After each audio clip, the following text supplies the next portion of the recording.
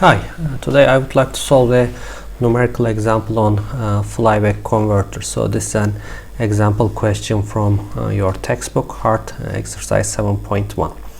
So now we have the parameters of a flyback converter, and there are like different things that's being asked, like the required duty cycle, average maximum and minimum values of the current in the LM, and so on. So let's have a look at those numbers. So our input voltage is around like 24 volts. So and the output voltage is 5 volts. So this is operating like in the buck converter mode. And remember, the flyback converter is like a buck boost converter, but with added turns ratio amplification. And let's have a look at the turns ratio. M1 to M1 is M1 to M2 is like 3 to 1. Okay, so we don't know the actual number of turns at this stage, which, you know, if you are building a proper flyback converter, then you need to decide on the magnetics and the transformer design, which we will discuss in the following week. But anyway, so the important thing is, normally if you just use a buck boost converter, then you will end up a quite low duty cycle, right? So the aim of using a isolation, you know, on top of the added benefits of having an isolation, now you have the flexibility to adjust the turns ratio. So by doing some work of the voltage reducing with the turns ratio, because here M1 is larger and M2 is smaller, so that transformer is like a step down voltage transformer. So by that way, by giving some burden of reducing the voltage on the turns ratio, you can actually increase your duty cycle, you know, within more reasonable things. Because if your duty cycle is like really small, then again, you know, that will increase the size of the capacitor, because let's say if your duty cycle is around 5%, then for 95% of the time your capacitor has to supply the load, and that will result in large LM components. Anyway, so we have other ones, and resistance is 5 ohms, so that means the I out is equal 1 ampere. Okay, let me get myself smaller, and P out is equal 5 watts, right? So, and the switching frequency is given, blah blah blah, and the first one is the required duty cycle for that conversion. Okay, so what we know is it is like a remember buck boost conversion. So V out divided by Vs is equal to D1 minus D. So it was like a buck boost converter, but on top of that you have N2 over N1, right? Or, you know, or you can write the other way around, it doesn't really matter. So let's put those numbers. So what I know is V output is 5 volts, 24 is equal to D1 minus D, and it is 1 over 3. Okay, so if you do that, you will calculate the duty cycle as 0.3385. Okay, so again, this is kind of reasonable duty cycle, around 40%. Okay, so okay, in the next part, find the average, maximum and minimum values of the current in LM. So I would like to find that current component, and we will see that value of the current is quite important. First, you know, to see if we are working in the continuous conduction mode or discontinuous conduction mode, and secondly, more importantly, you will design or choose a transformer based on this current requirements. Okay, and here again, the actual inductance value is given, which in a normal case, if you design some flyback converter, you need to come up with a inductance value, and you need to do some optimization there. So anyway, so how we can calculate that value? So first, let's remember let's remember the voltage and current waveforms here. Just give me a second. So let's say this is, let's say the first one is the ILM, okay, and the second one is the I switch, okay. So this is switch, so it can be turned on and off. So once we close the switch, once we turn on that device, so actually that diode is reverse biased, so there is no current flowing through I2, therefore there is no current flowing through the I1. So all the source voltage is coming through LM, and actually remember these charges are inductor, okay. And during that period actually I have the exact same value, because during on period, okay, during on period, so ILM is equal to the switch current. Then once we close it, actually the switch current drops down to 0, right? Then it will stay at that 0 value until the next turn on cycle. However, our, of course, inductor current cannot stop immediately, and it is, being discharged with some negative voltage. So you have the same value. So under steady state, again they are they are equal to each other. So let's say if this is IL max and if this is IL min, I can say that is also equal to IL max and that is equal to IL min. But the average of these ones are not equal to each other, because in order to calculate the average switch current, you need to take the integral of that one over TS, right? And in the second one, actually you can get all that current. So how can I find I source average? Okay, so that can be done by using the power conversion rate, because there is no, again, in a real case you will have losses, but for this question there are no losses in the system, and you can say output power, which is equal to 5 watts, should be equal to the power drawn from the voltage source. So P out, okay, should be equal to P in, and if P out is 5 watts, okay, that is equal to what? 24 volts times the switch or source average, okay.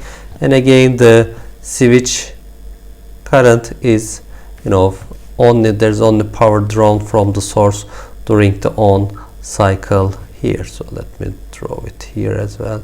So this is dTs and this is 1 minus dTs, right? So I can calculate from here IS average is equal to 5 over 24 amps. Anyway, you can calculate that number or leave it like that. So what is average current? Okay, so I know that average, but that doesn't equals to that value. Okay, that is not whatever 5.24 is. This is not 5 over 24 volts, because there's also like 0 period here. So actually IS average is equal to that is IL minimum plus IL maximum divided by 2, okay, multiplied by on period dTs divided by all period, okay. So that one and that one is cancelled, okay. So and that one is equal to what? 5 over 24. I'm always writing as volts. 5 over 24 amps. And actually what is IL average, okay, IL average is equal to, in this case, this equation is correct, right? Because it's always, you can find the mid value here, you can find the mid value here, you can add separately, but you can do like that. Anyway, so you can calculate the average. That is the first thing that we are interested in. So it is 5/24 divided by 0.385. Okay, and that one is equal to 540 milliamps. Okay, that value is 540 milliamps. So let's calculate the ripple. Okay, so if let's say put it here, so let's say this is delta IL, right? So what is delta IL equals to? Remember, during on period, okay, during on period, actually you have the Vs voltage is charging the inductor linearly for how long? For d times Ts. So actually I can calculate how much the current changes by using the voltage equation of the inductor, right? So let's write that one. So the voltage through the LM is equal to source voltage for how long? dTs, and the current ripple is equal to that value divided by LM, right? So it is 34 times 0.385 divided by 500 microhenry, and I don't know of Ts, but I know of the switching frequency. So you can either write 1/40 kilohertz, or you can write the 40 kilohertz to here. It's the same thing, okay? And once you calculate that one, you will find that one as 460 milliamps. So obviously you can see here, so if I increase LM, if I increase LM, that will result in less ripple. I mean, in some cases you would like to have obtain less ripple on the transformer, but using a larger LM means probably you need to bind more core. Remember, let me write here again from last year, or L in general is equal to N square over R. So if you would like to increase L, you can either increase the number of turns, which increases the resistance of your windings and of those copper losses, or you can reduce the reluctance. And remember, reluctance was inversely proportional with the area, so that means you can use a larger core. Okay, so that will increase your initial cost. So there's an optimum value to choose, and that we will discuss those things in the magnetic design. Anyway, so I know the average value is 540 milliamps and the ripple is 460, right? So let's calculate the minimum and the maximum values. So I can calculate the minimum current as the average, okay, plus, minus half of that ripple, right? So that is 540 minus 460 divided by 2. So that will give you 310 milliamps, okay? And you can calculate the IL max, okay?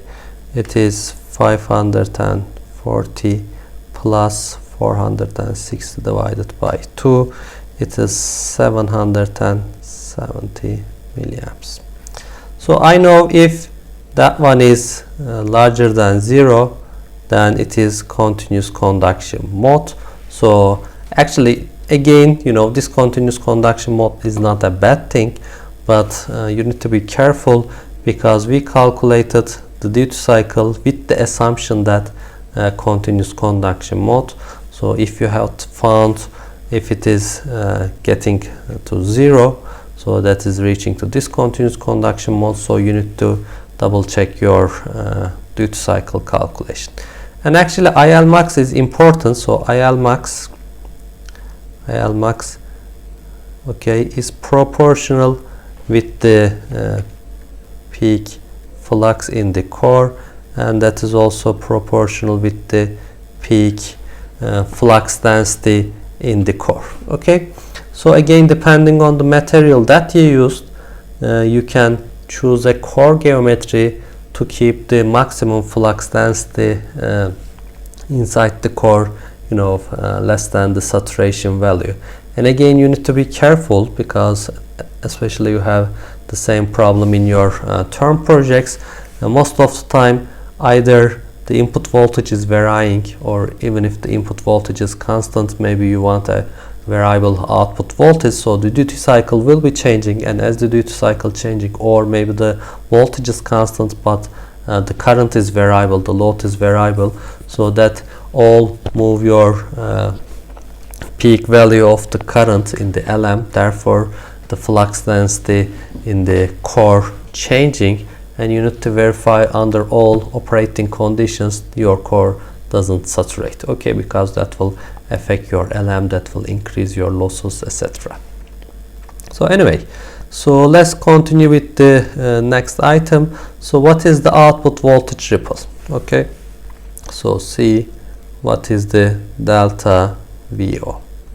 Okay, so we can calculate it again. Remember, so once the switch is on, actually during on period the diode is off, okay, there is no current flowing through here, so during the on period your capacitor is just supplying the load by itself. Okay, so actually choosing a lower duty cycle, working with a lower duty cycle in this case is kind of better for the capacitor, so or you can choose a smaller capacitor for the same value. However, if you are operating with a higher duty cycle, then the capacitor should be large to keep the ripple at minimum. And again, in this problem we don't consider the ECR series resistance of the capacitor, which can be more dominant than the capacitance itself, so you need to choose your capacitor type properly, especially as the frequency goes up. ECR or ECL can be more dominant in the voltage ripple. Anyway, so this is an ideal capacitor here, so let me write what we thought for the sake of completeness. So capacitor supplies the load during on period.